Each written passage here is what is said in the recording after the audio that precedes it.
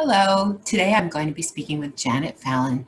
Janet is a writer who has written in many genres, from journalism to poetry. Today we'll be speaking about her two most recent books. One is about journaling, the other is a collection of poetry connected to the Jewish holidays, and we will be focusing, because of the season, on Passover.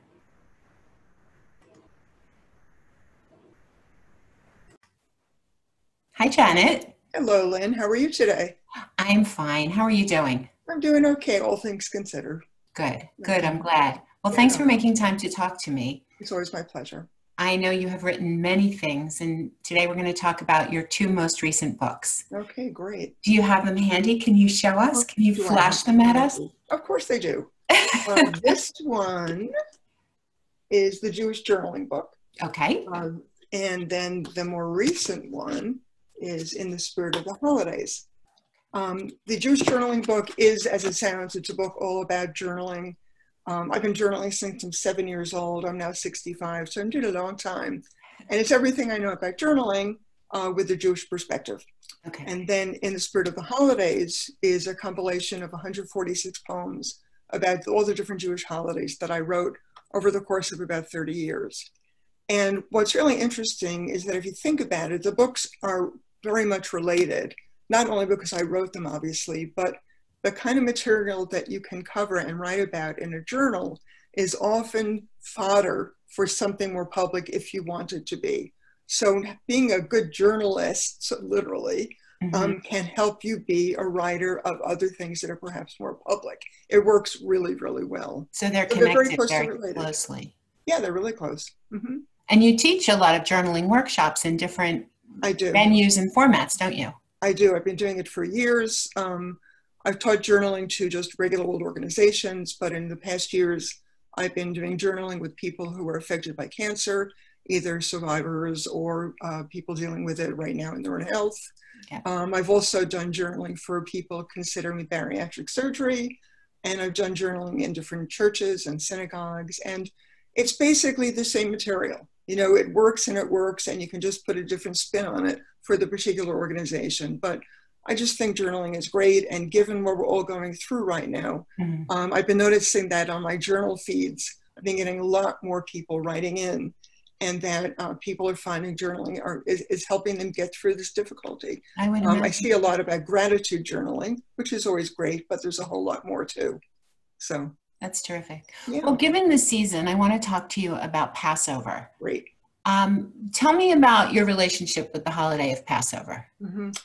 Thank you. I have very strong feelings about it. Okay, I thought you might. Yeah, they start out not great. I did not have happy childhood Passovers. My Passover Seders were led by my grandfather, my mother's father. He was only Yiddish speaking. He was deaf. He was Orthodox, and they were awful affairs where he would just mumble, not make eye contact, not make any attempt to bring people in. They were not fun. My aunts and my cousins would argue. They were just lousy. The best thing was the food. Well, at least there was good food. It was decent food. It was very acceptable Passover food.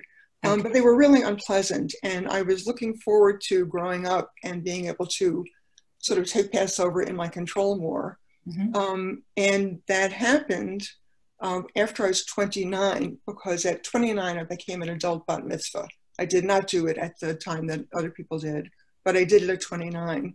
And it was a wonderful experience.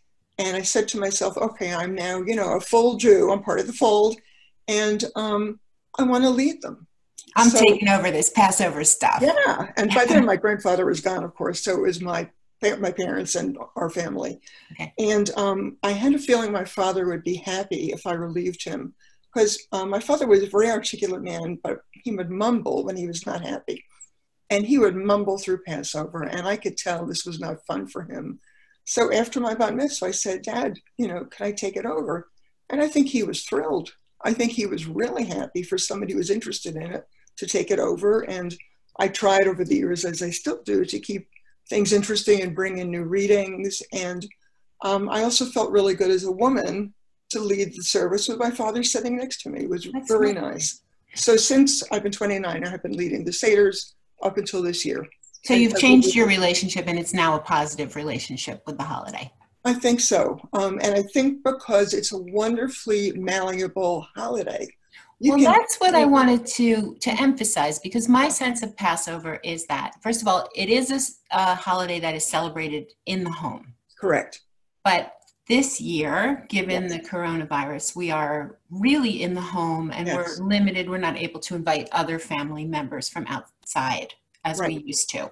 Right. And also, Passover struck me as a holiday where you can really play with the script. You Absolutely. can write your own Haggadah, you can bring in your own rituals. You Yep. mentioned being a woman leading. There have been a lot of feminist Yep. seders Yep. that have Yep. been created.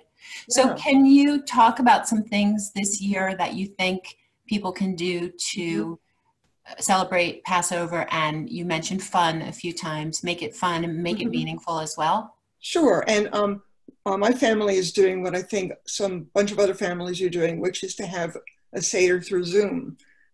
We are going to be celebrating Passover, the first night of the Seder, with our friends who moved to San Francisco 6 years ago. They were very dear friends. And we did all the holidays together, and we haven't done the Seders for 5, 6 years. And so we realized we both have a copy of the same Haggadah. So we're just going to do the Seder together. So That's it'll be nice. us You'll be and together them. again. It'll be really nice. So that's great. So I think, people are doing that, which is lovely.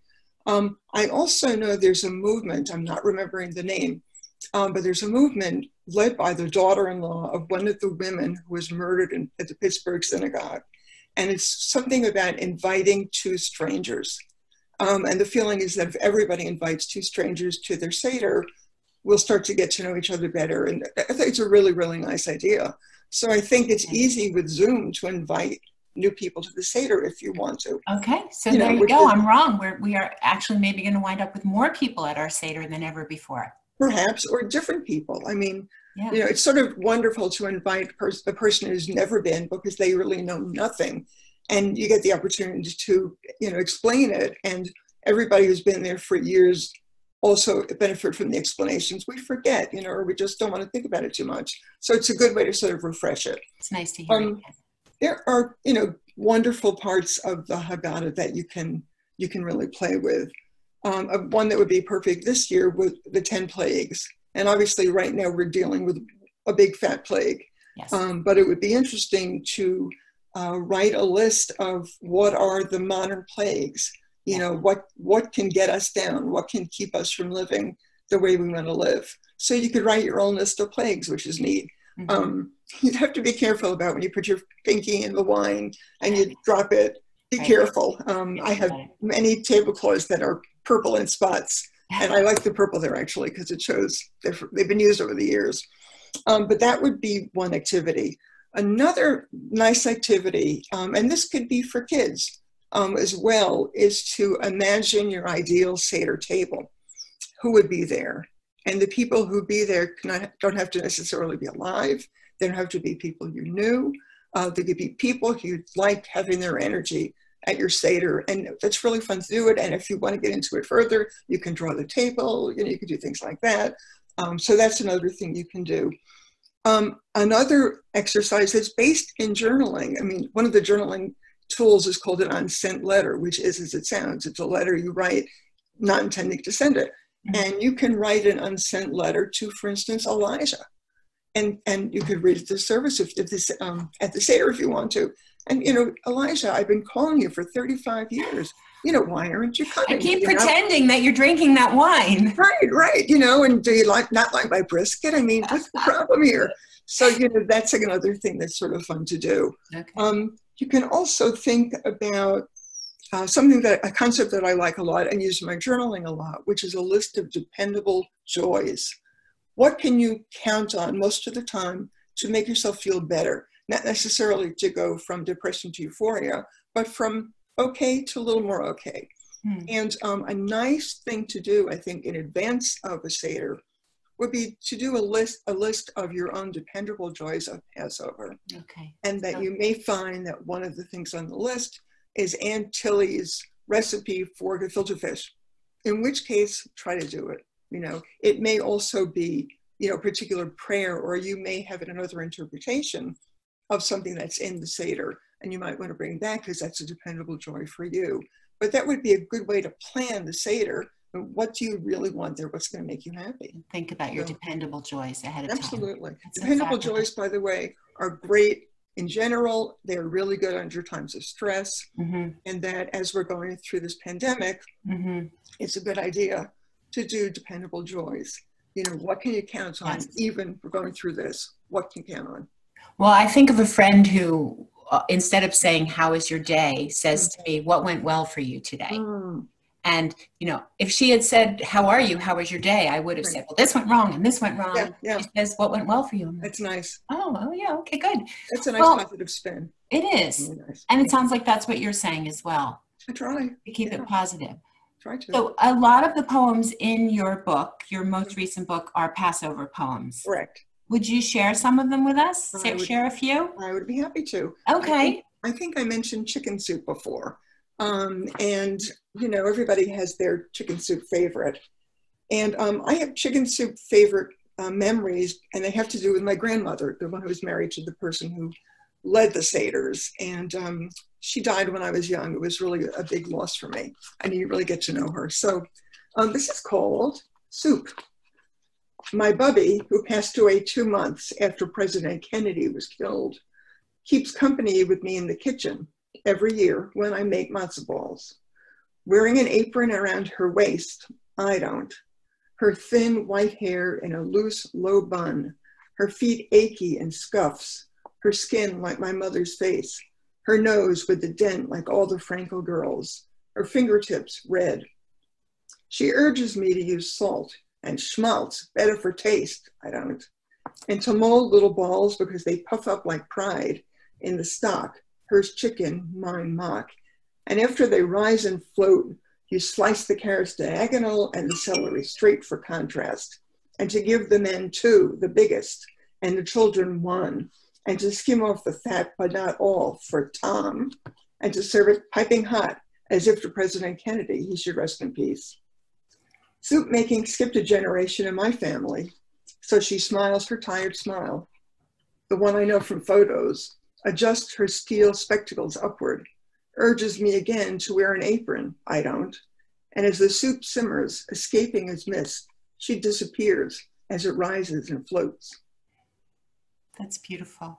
Thank you. Really so visual, I can picture her. Yeah, it's funny, I call her Bubby because that's what I have learned over the years is the right pronunciation. But when I was growing up, mine was Bobby. I don't know why, but I've learned to use Bubby. And if I'm ever a Bubby, it's going to be Bubby. So that's that. Sounds good. Yeah.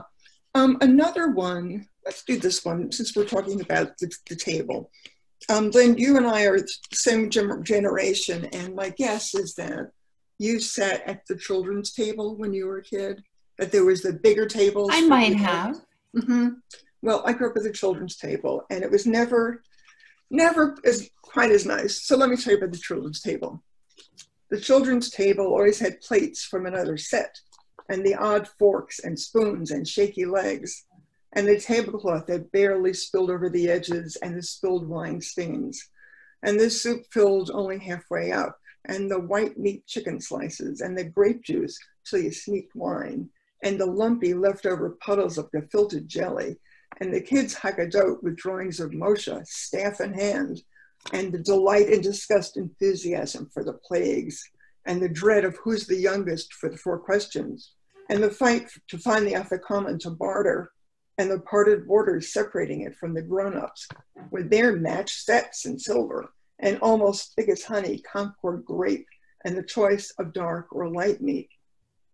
Reach out across that divide to the children at that separate little table, and make something about Passover, a song, a story, a bowl of soup. Make it memorable, because at that table sits the future of the Jewish people.